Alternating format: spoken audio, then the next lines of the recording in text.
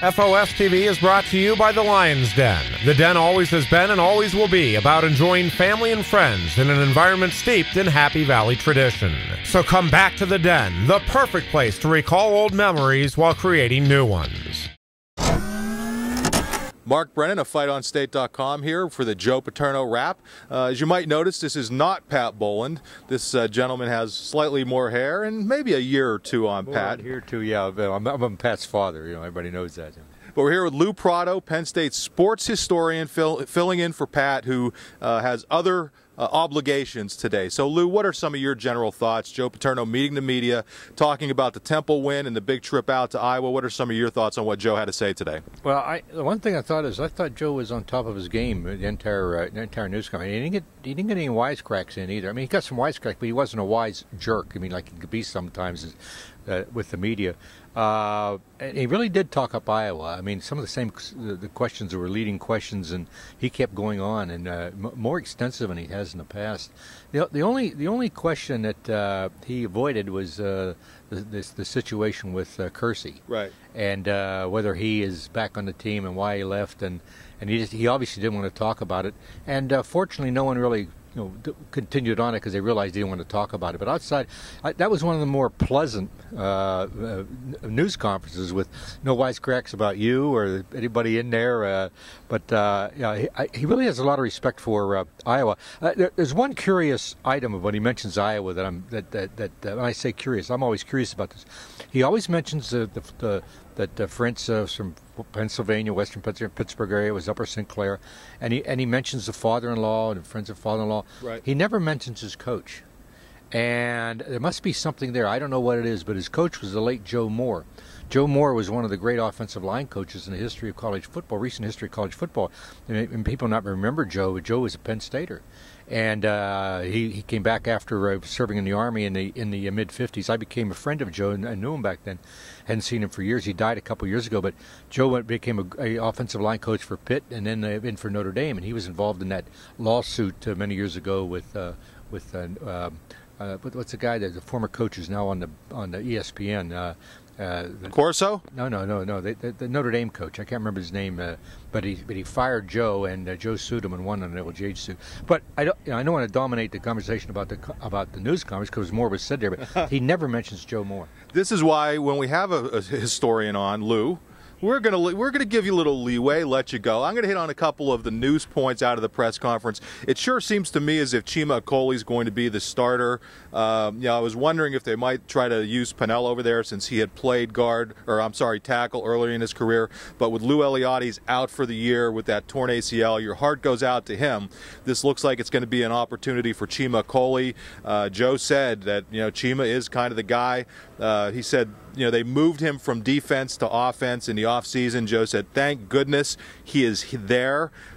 He deserves an opportunity, but Joe said he's going to have his hands full. And Iowa obviously has an outstanding defensive line led by an outstanding end in Claiborne. Doesn't have a sack yet this year. He's really going to put some pressure on. Another news point, you talked about it, in terms of Shawnee Kersey. It's kind of weird the way Joe answered that. Corey Geiger of the Altoona Mirror asked him and said, hey, we understand that Kersey was not at practice last week, but he's back this week. What's the story? And I'm paraphrasing here. Joe said, well, you just told the story. That's what it is. And Corey asked for more clarification, and Joe basically said he missed a couple practices and he's back with the team. So I don't know where pushing him any further on that was going to get anybody. No, I don't think it was. I think that was obvious, and I think that helped keep the tone of the news conference going.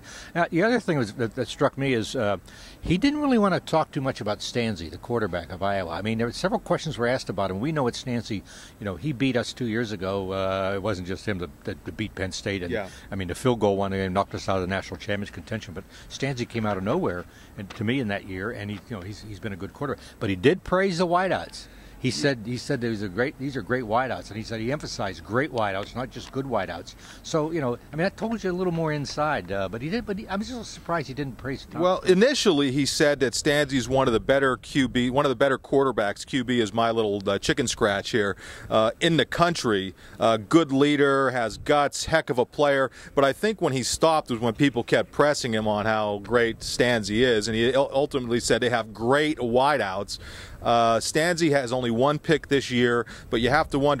Joe talked about the defensive backs, namely Suke, especially Suke, really spending more time going after the ball, forcing turnovers, that sort of thing. And I have to wonder if maybe you read between the lines what you were thinking, that they think that they could force this kid into some turnovers because he has been turnover prone to this point of his career. Yeah, I think you're right. The other thing that struck me when it was asked, I can't remember who asked it, but somebody asked about, are you frustrated because you've lost all these games in 10 years, for the last 10 years?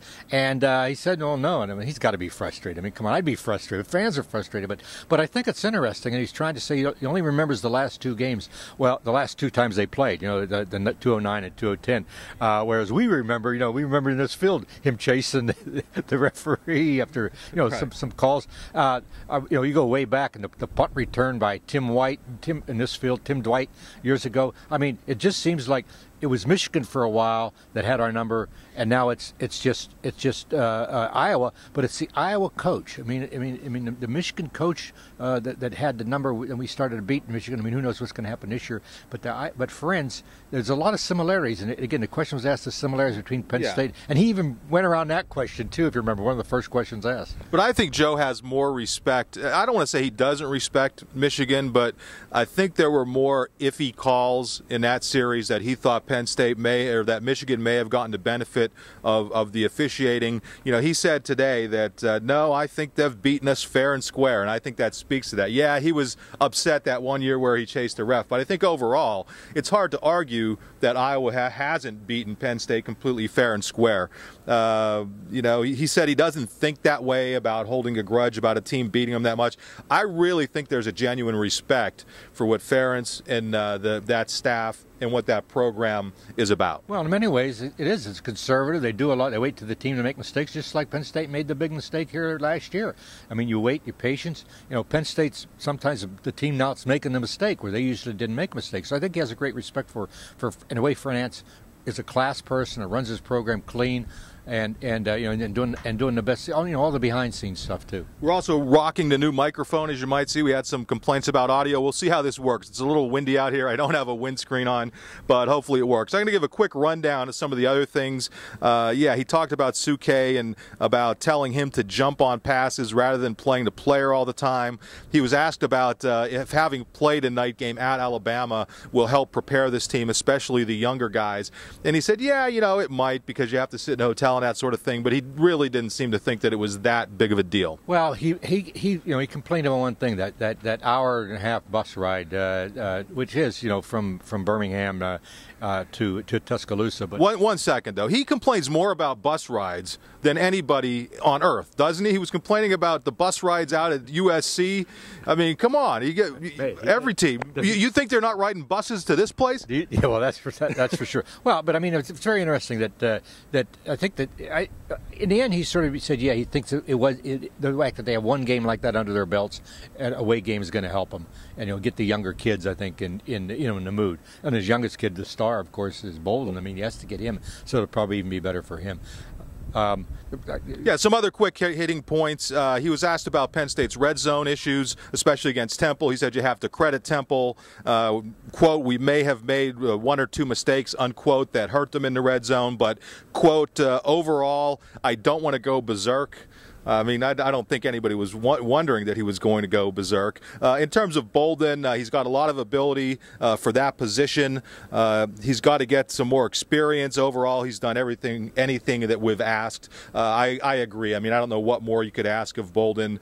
He talked about how good the Big Ten is. He thinks that Iowa, obviously, and Ohio State are the class. He also called Iowa one of the top, was it four or five teams in the nation? Yeah, 4 or 5 teams. Well, one thing about that question, though, he didn't go on beyond Ohio State and Iowa. I mean, the questionnaire wanted him to talk about all the teams in the top 25.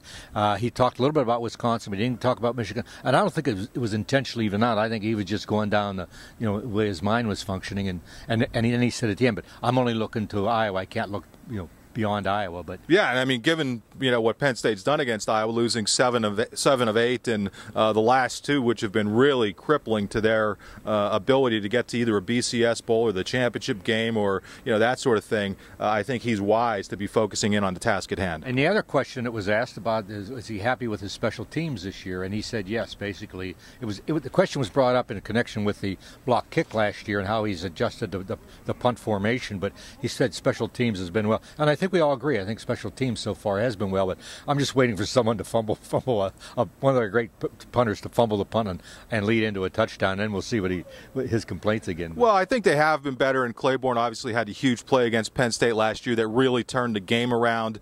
One thing that he mentioned, and I agree with him 1,000%. Iowa went out to Arizona, lost out there because they were kicking the ball all over the place, making mistakes, special teams errors. I think Iowa got that out of its system. I think this week for Penn State to have an opportunity, it has to force some more of those mistakes. But Ferentz, we've seen through the years, has had a well-coached team that typically doesn't make those errors. Yeah, that Arizona game, I watched a little bit of it. That was a not typical Iowa. It reminded me of the old Penn State teams when they were among the tops in the country year and year after, and they'd go up and there'd be one game like the Tennessee series 20, 30 years ago, both the last game of the 71 season, the first game of the 72 season. I mean, they were just out of sync, and that happens sometimes to teams. Okay, and wrapping up, Lou, I'm going to demand that you give us your prediction for the game. Anybody who used to listen to our chatcast, now what's your? I don't make predictions. I'm not even going to the game. Okay. That doesn't mean you can't make a prediction. No, this is the reason. The first time in years when my wife and I aren't going to the game. It's a long trip out there. We have some other issues I won't go into. But one of the reasons she said I hate to go out and see them lose again. I'm among those fans. I mean, the fans are when one of the players said they are rowdy, they are. I'm not going to predict. I don't predict. If I knew what the score was going to be, I'd be in Las Vegas, living off like a multi-billionaire. But we could go on record as saying Carol Prato is saying that Penn State's going to lose. Yeah, you could say that, but I'm pushing. No, she doesn't want it. She doesn't want to go out and see them lose again. We're always what's that? The glass that's half full or half empty. We're always 3/4 empty most of the time. Okay, we're the typical fair weather fans sometimes. Oh, we're down on them in the first quarter and they come back and make look like heroes. So better than Conlon, whose glass is always 95% empty. Well, I heard Conlon the other day. And Conlon had one chance to try to predict the winner on an upset Temple, and Temple didn't come through for him, and he was apologizing in the post-game radio show the whole time. Well, we'll see. My prediction, you'll be able to see it on Fight on State later this week when our staff predictions come out. Obviously leaning toward Iowa. Looks like we're being attacked by a helicopter here, but we'll just keep right on rolling along. Lou, I want to thank you for stepping in for Pat Bolin. Great job as usual. Well, I appreciate it. Thanks for having me, and I know you'll have Pat back the next time, and he'll make predictions like I won't. But he will not give the historical perspective. I'm Mark Brennan from Fight on State. Thanks for joining us, and be sure to join us next week. Thank you.